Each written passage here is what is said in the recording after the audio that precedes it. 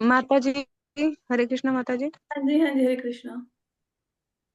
माता जी, वो मैं ये पूछ रही थी कि जैसे आपने जैसे पहले बताया था ना कि नहा धो के मतलब जाप करना ज्यादा अच्छा होता है। तो हम्म। माता जी जैसे ना वो आलस सा तो आता ही है। एक्चुअली अभी पता है तो क्या आता है, नहीं रूटीन। आता, नहीं आता, आलस नहीं आता। आप ना जब स्क्रीन पे देखते हो ना कि आपके साथ 100 लोग और जाप कर रहे हैं और सबके सबके कैमरे ऑन है और सबके हाथ में माला है। जब आप देखते हो आईआईटी के स्टूडेंट्स, आईआईटी के लोग पता है कितनी देर पढ़ते हैं, 18-18 20-20 घंटे पढ़ते हैं वो। और वो स्टूडेंट्स हुआ बैठे हुए हैं तिलक लगा के। जब आप देखते हो बूढ़े बूढ़े लोग, हाँ, 80-80 साल के लोग माला लेके बैठे हैं। जब आप देखते हो वर्किंग मतलब वर्किंग वुमेन्स को, बिजनेसमैन को, वहां पे सैलरीड बंदों को, सब लोग माला लेके बैठे हैं ना। आपको पता कैसा लगता है? आपको शर्म आती है अपने ऊपर। आपको लगता है मैं पता नहीं कौन से नरक की दुनिया में जी रहा था। ये लोगों को देखो तो आपको उत्साह आता है। बिल्कुल भी 1% आलस नहीं आता, 1%। आप करके देखो, जिसको जागनी दीदी खुद कोई की। वृंदावन से भी था? हाँ, वृंदावन से था। और उसमें इतनी अच्छी बात है कि आपको 4:30 बजे मंगल आरती के भी दर्शन हो जाएंगे। बैठे बैठे अब आपको बोला जाए कि सुबह जाओ मंगल आरती के दर्शन करो, वृंदावन जाओ, कर सकते हैं, कोई नहीं कर सकता। आपको रोज घर बैठे मंगल आरती के दर्शन, वृंदावन धाम के दर्शन, और इससे ज्यादा क्या चाहिए? थोड़ी सी मेहनत तो खुद को करनी पड़ेगी। कोशिश करो। जिस जिसको लगा ना कि मुझे जाप ज्वाइन करना है, मैं सुबह उठ नहीं पा रहा हूँ, मुझे मैसेज कर दो, मैं फोन करके उठा दूंगी आप लोगों को। माता जी दीदी मेरा तो करवा मंगल दो, मेरे आरती को रूटीन। वृंदावन की थी? एक एक करके, हाँ हाँ हाँ हाँ हाँ। आपको, आप हाँ, मंगला आरती अटेंड नहीं करी कभी वृंदावन की? वो वही तो था। मैंने की थी, मुझे लग भी रहा था, वो पेड़ देखा जब मैंने, मुझे लगा वृंदावन है, फिर हाँ। मैंने सोचा नहीं वृंदावन कैसे हो सकता है, ये साउथ सिटी होगा। नहीं नहीं नहीं, वृंदावन की थी वो आरती, है ना। और मेरे को मैसेज डालना पर्सनली, जिस लोग बंदे को लगे कि मैं सुबह उठ नहीं सकता हूँ, सुबह जाप नहीं हो सकता, मुझे मैसेज डालो, मैं कॉल करके आपको उठा दूंगी।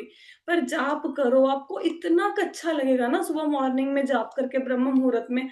आप ना पूरा दिन फ्री हो जाते हो, फ्री, पूरा दिन फिर जो मर्जी करते रहो।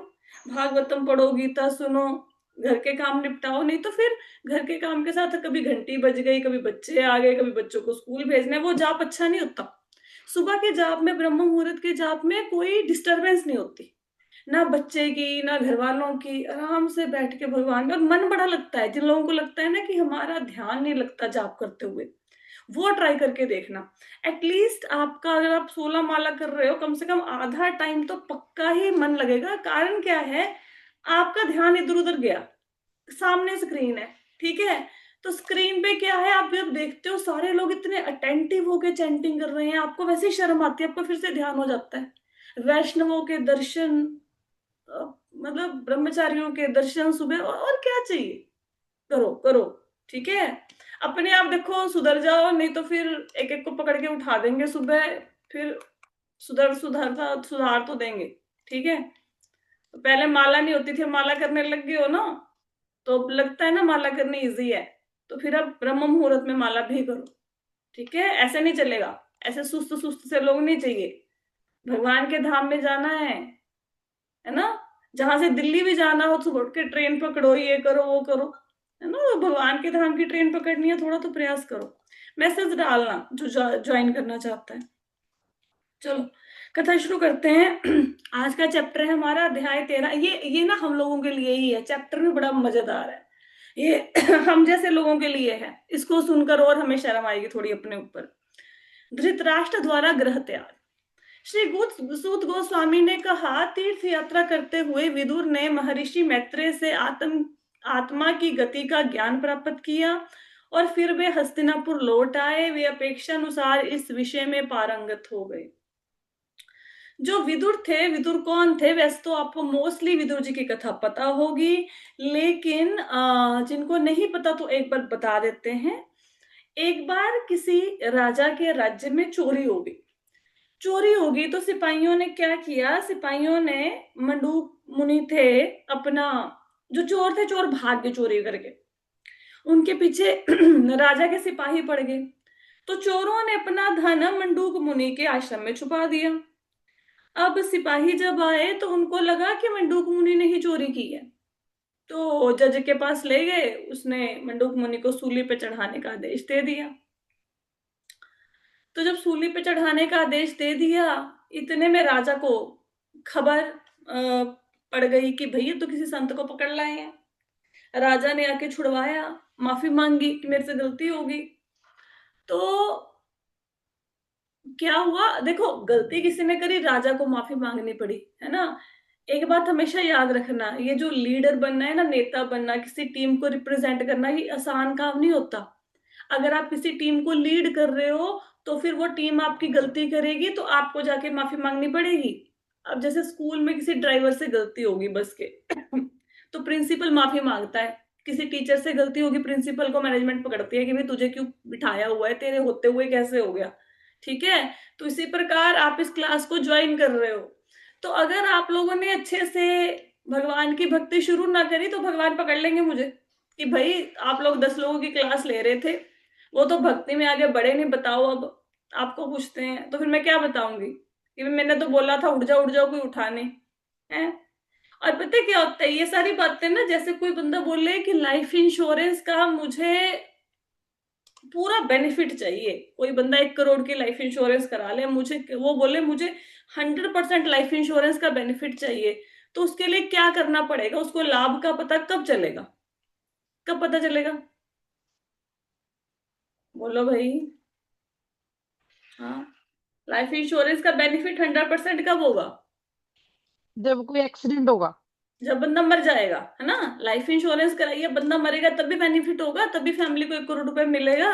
लेकिन प्रॉब्लम है बंदा तो देखने आ नहीं सकता, वो तो मर गया, है ना। इसी प्रकार हम जो काम कर रहे हैं ना, अब कुछ चीजें होती हैं वो टेंजिबल होती हैं। टेंजिबल कहने का मतलब है कि जैसे आप गए मार्केट में, सूट लाए, उसको सिलवा के पहन लिया तो वो खुशी मिलती है, दिख रही है चीज। कुछ ले आए बाजार से, टिक्की चाट पकोड़े ले आए, बैठ के खा लिया, तो चीज दिख रही है, ऑन द स्पॉट आपको वो आनंद मिल जाता है, क्षणिक आनंद है ना, टेम्परेरी।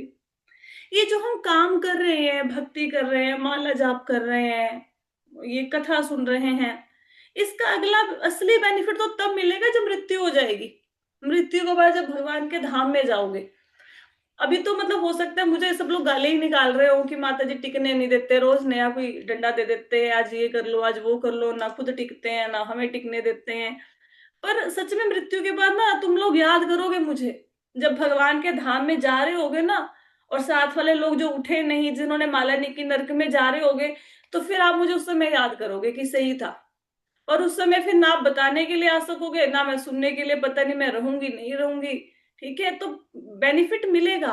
और अभी राइट नाउ क्या बेनिफिट मिलेगा, भगवान की भक्ति करने का आपको एक्चुअल में। सुबह ना कभी माला करके देखो, कभी अच्छे से भक्ति करके देखो, आप पूरा दिन खुश खुश से रहोगे, पूरा दिन खुश। ऐसे कोई बात नहीं है, ऐसा नहीं कि आपको कोई धन मिल गया, कोई कपड़े खरीदे या कुछ अच्छा खाया, वैसे ही खुशी मिलेगी।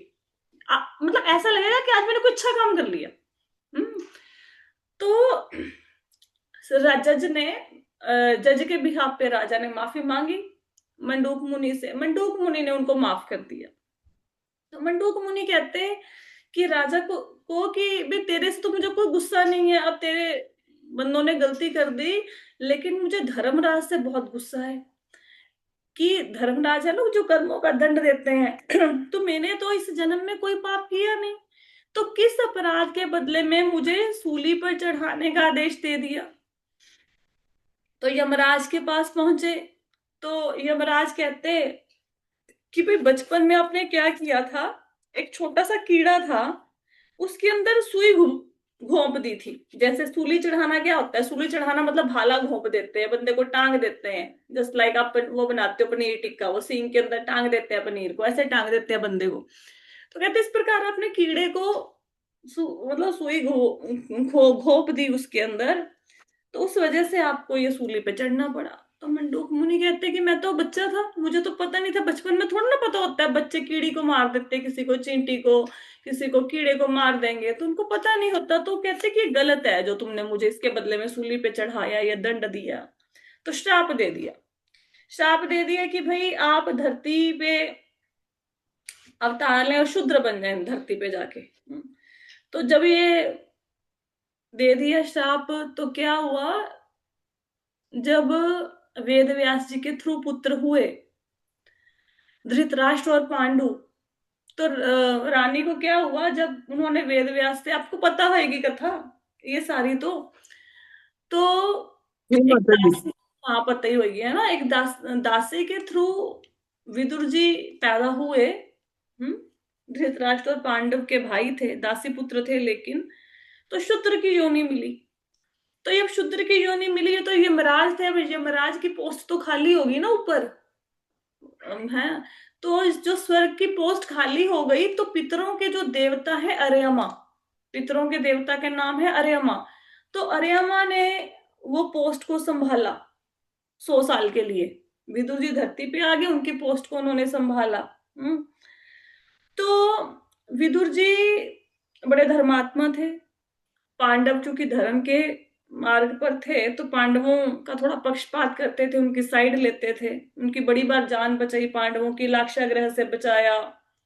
और भी षड्यंत्रों के बारे में पता लगता रहता था इनको कि कौरव क्या षड्यंत्र कर रहे हैं पांडवों के खिलाफ, ये इनकी रक्षा करते थे।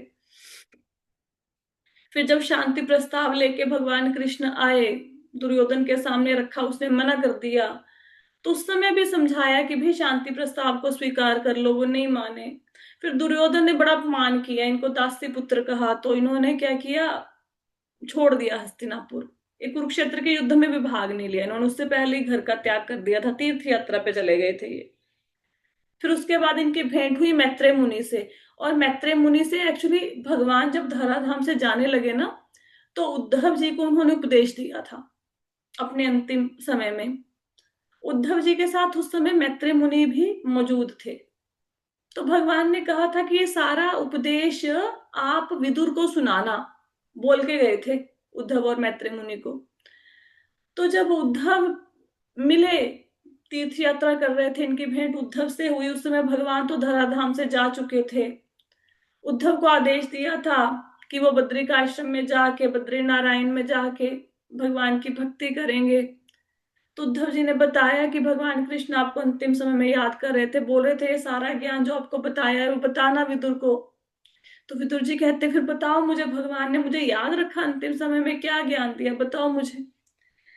तो उद्धव जी कहते हैं कि देखिए आप मेरे से बड़े हैं, मैं आपको कैसे ज्ञान दे सकता हूँ, दूसरी बात है मैं अभी भक्ति करने जा रहा हूँ, मुझे भगवान का आदेश है, तो आप मैत्रेय मुनि के पास जाओ, वो मेरे साथ ही थे, उनको भी सब पता है जो बातें भगवान ने बताई। फिर विदुर जी मैत्रेय मुनि के पास गए, फिर मैत्रेय मुनि से उन्होंने ज्ञान प्राप्त किया।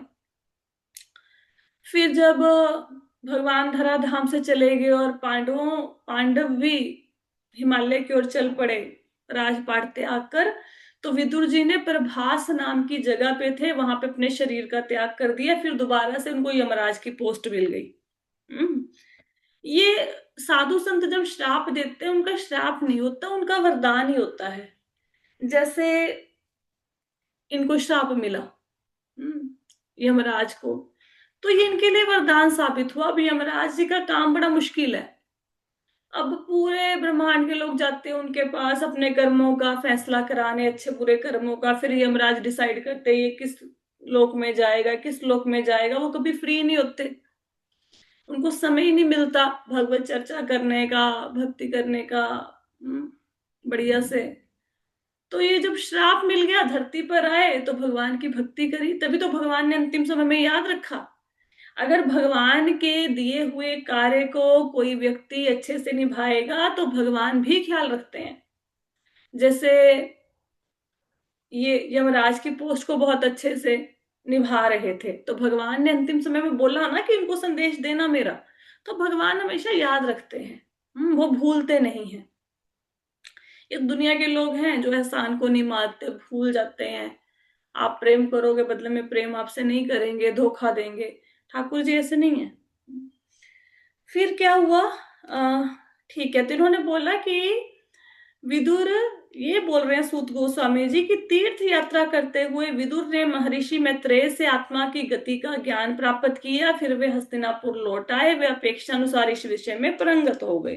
तो मैंने स्टोरी आपको सुना दी कि मैत्रेय मुनि के पास विदुर जी कैसे पहुंचे तीर्थ यात्रा करते करते, आत्म साक्षात्कार का ज्ञान हो गया, सेल्फ रियलाइजेशन का। अब ये वापस हस्तिनापुर आ गए। अब हमारे मन में आएगा कि तीर्थ यात्रा कर रहे थे, घर बार छोड़ दिया था, बढ़िया था, भगवान की भक्ति में लगे हुए थे, दोबारा से हस्तिनापुर आने की क्या जरूरत थी, है ना। तो अभी हमें पता लगेगा।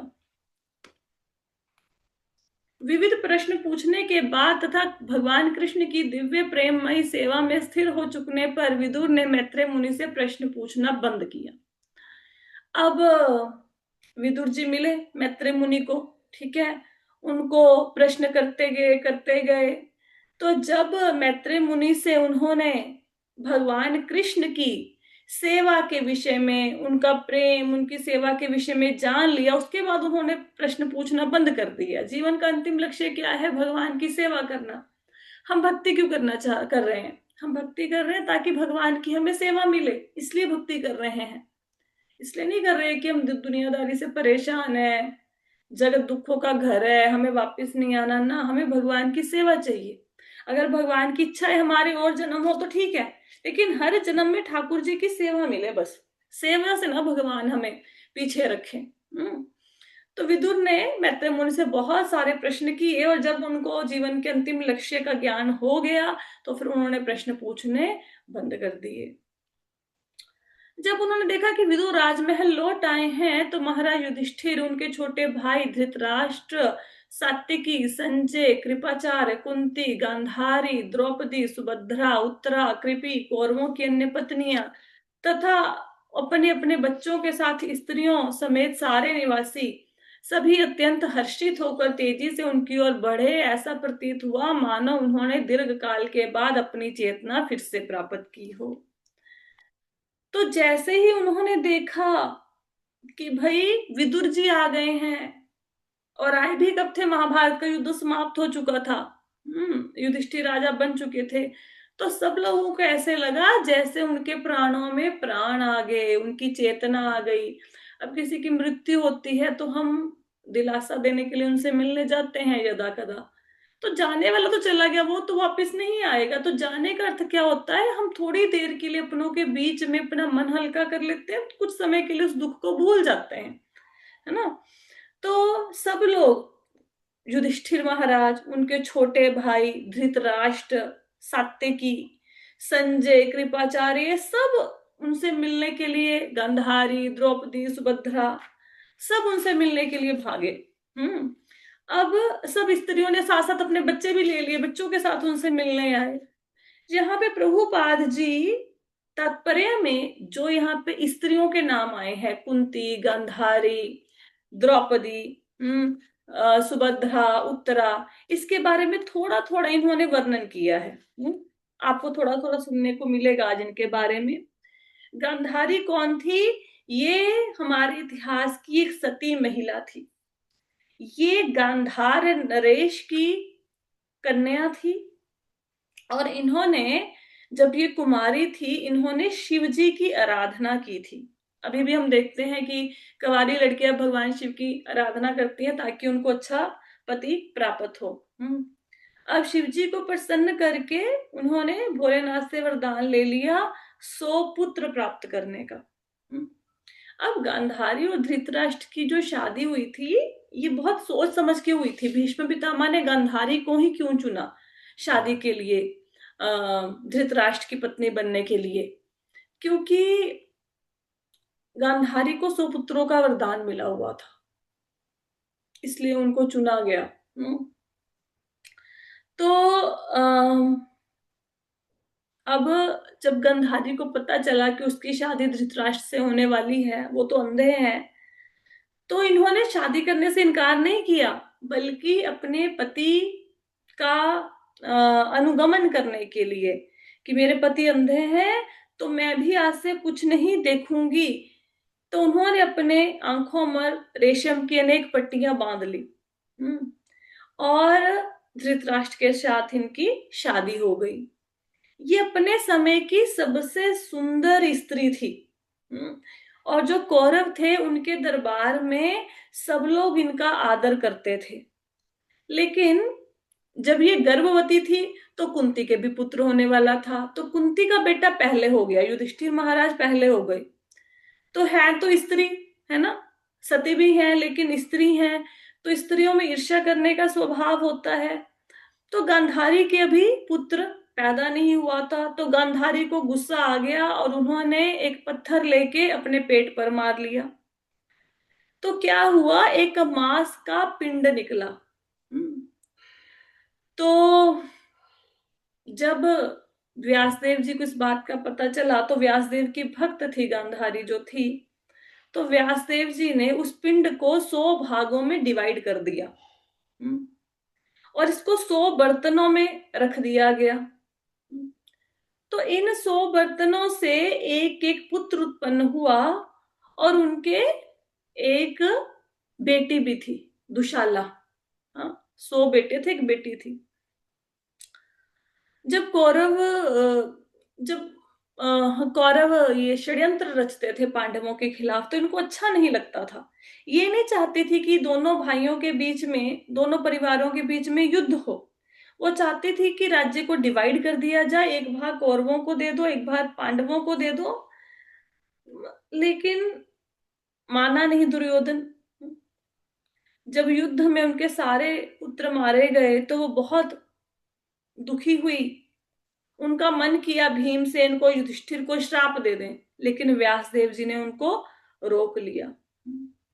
बहुत विलाप किया इन्होंने, और फिर व्यासदेव जी ने उनको दिखलाया अपनी शक्ति के द्वारा कि जिनके बेटे मरे थे, क्योंकि उन्होंने अपने क्षत्रिय धर्म का पालन किया है, युद्ध में वीर गति प्राप्त हुई है, तो सबके सब स्वर्ग के सुखों को भोग रहे हैं। तो गांधारी को दिखाया उसके मरे हुए बेटों को कि देखो ये सारे स्वर्ग में कितने खुश हैं। तो फिर उनको थोड़ा सा शांति प्राप्त हुई। तो आगे चलते हैं। यह है गांधारी के बारे में थोड़ा सा बताया हुआ है। फिर है पृथा। पृथा कौन थी? पृथा कुंती महारानी को कहते हैं। ये वसुदेव जी की बहन थी। पृथु की या शूरसेन की पुत्री थी। कुंती भोज ने उनको गोद ले लिया था, इसलिए इनका नाम बना कुंती। तो जो कुंती भोज राजा थे, ये बड़े महान राजा थे।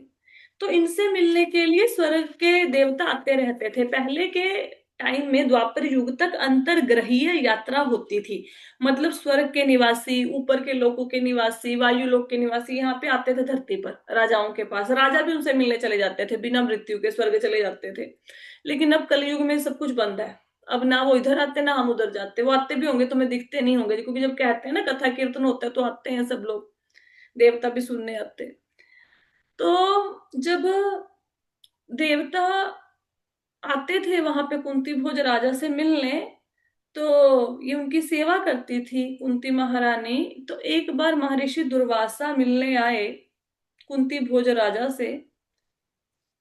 कुंती महारानी ने बहुत उनकी सेवा करी। तो दुर्वासा ऋषि ने उनको एक मंत्र दे दिया जिसका आवाहन करके वो किसी भी देवता को बुला सकती थी।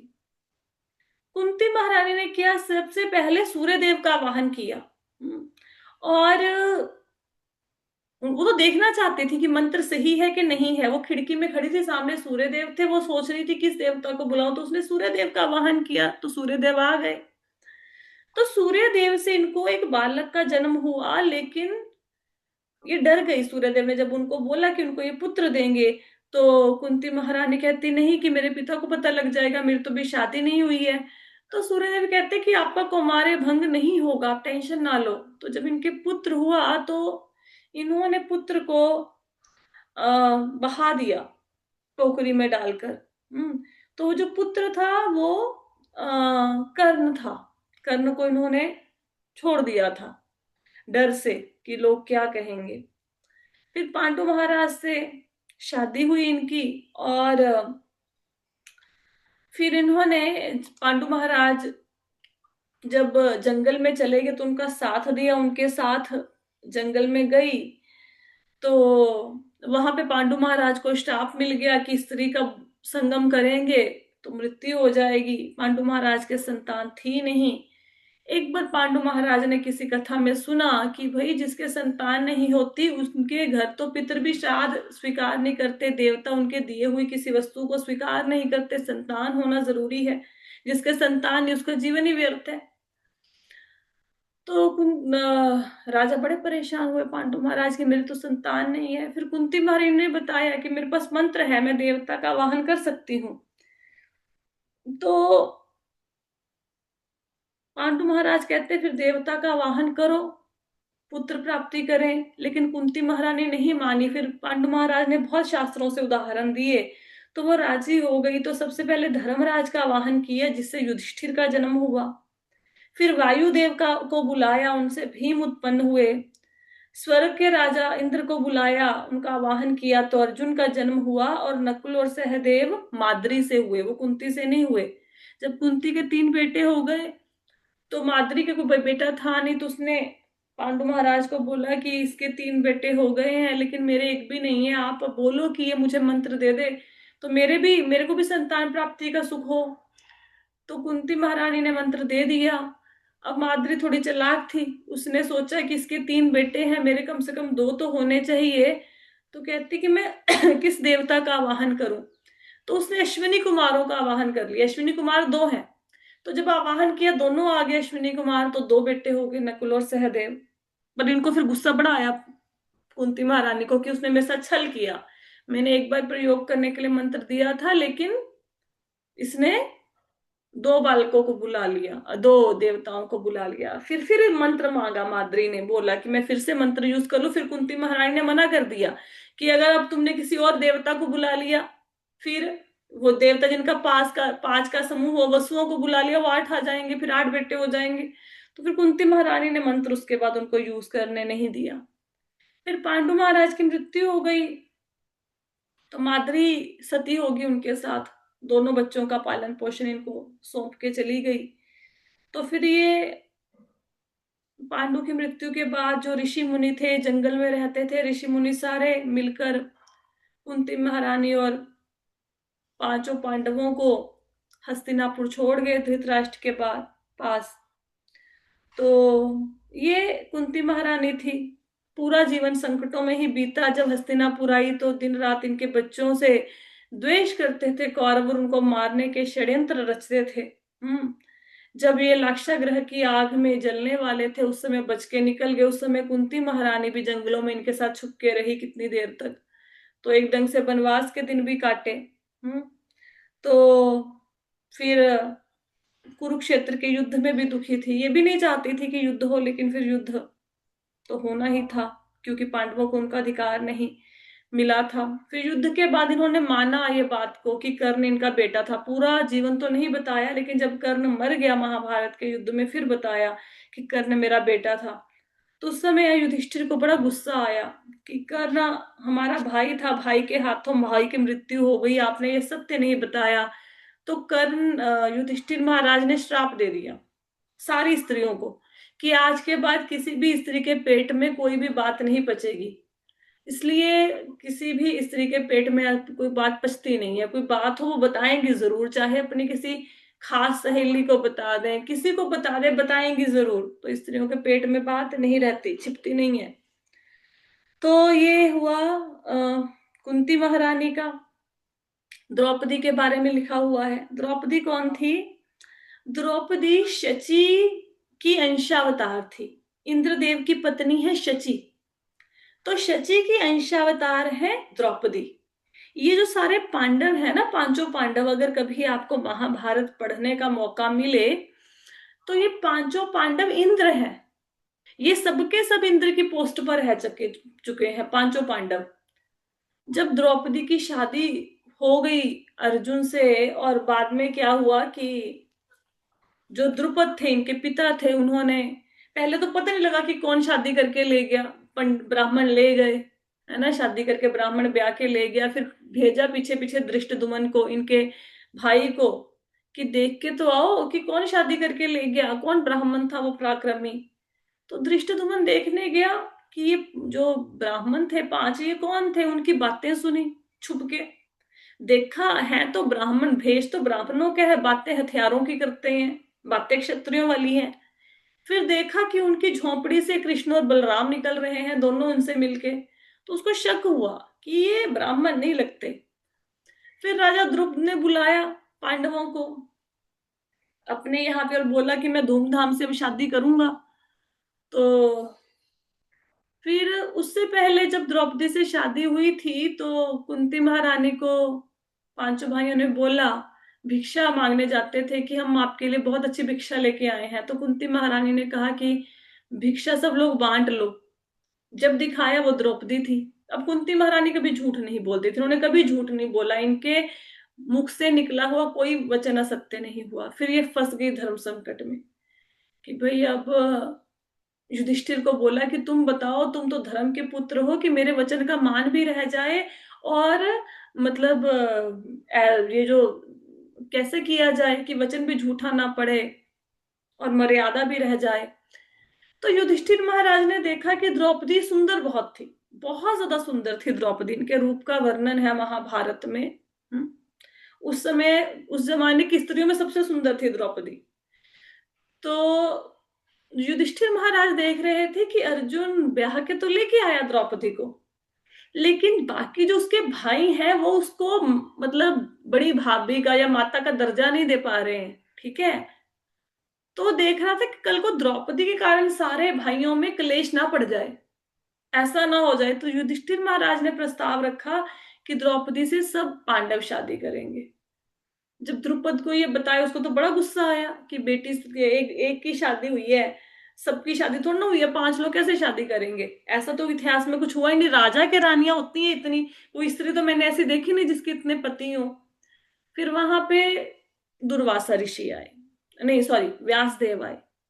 वो द्रुपद को लेके गए अलग से कक्ष में, उनको अपनी शक्ति के बल पे दिखाया कि जो 5 पांडव है ये कौन है। ये तो पिछले जन्म में इंद्र थे और ये जो द्रौपदी है ये इनकी पत्नी है शची, तो ये इसके पति यही हो सकते हैं पांचों। फिर द्रुपद अग्री किए थे शादी के लिए। तो ये द्रुपद की बेटी है, धृष्टद्युम्न की बहन है, इनका नाम पांचाली भी है। 5 पति थे तो पांचों से एक एक पुत्र हुआ इनको। युधिष्ठिर से प्रतिभित, भीमसेन से सुतसोम पुत्र हुआ, अर्जुन से श्रुतकीर्ति, नकुल से शतानिक और सहदेव से श्रुतकर्मा। तो ये जब इनका जन्म हुआ तो आकाश से भविष्यवाणी हुई थी कि इस लड़की का जन्म क्षत्रियों को, अधर्मी क्षत्रियों को मारने के लिए हुआ है। एक द्रौपदी के इसके 5 पति क्यों थे, इसके पीछे एक कथा और है। एक तो क्योंकि ये सब पांडव इंद्र थे, है ना, ये कथा भी बहुत सुंदर है कि ये इंद्र थे, इंद्र पांडव कैसे बन गए और ये द्रौपदी कैसे बन गई। तो कल की क्लास में हम लोग इस कथा की चर्चा करेंगे। एक दूसरी कथा है कि द्रौपदी को 5 पति क्यों प्राप्त हुए, दूसरी कथा भी कल मैं आपको सुनाऊंगी। ठीक है, तो कल है शुक्रवार और मुझे जाना है, फ्राइडे को मंदिर में सेवा होती है, मेरी ड्यूटी होती है। तो कल हम कथा करेंगे दोपहर को 2:15 बजे के करीब, 2:15 पे हम लोग कथा करेंगे। ठीक है, अगर समय ऊपर नीचे हुआ तो मैं आपको मैसेज डाल दूंगी। कथा जरूर करेंगे क्योंकि ग्रंथ बड़ा है, हमें पढ़ना है। ठीक है, तो कल आप उसके अकॉर्डिंग ही अपना टाइम सेट कर लेना, काम वगैरह निपटा लेना। आज की कथा में किसी को कोई प्रश्न है तो बताओ। कोई क्वेश्चन नहीं है? ठीक है, तो आज की कथा को यहीं पे विश्राम देते हैं। श्रीमद् भागवतम की जय, श्रील प्रभुपाद की जय। हरे कृष्ण।